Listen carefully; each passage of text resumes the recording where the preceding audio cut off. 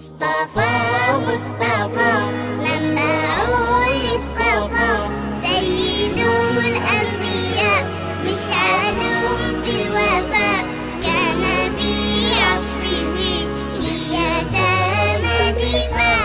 مصطفى مصطفى منبع للصفا، سيد الأنبياء مشعل في الوفاء، كان في عطفه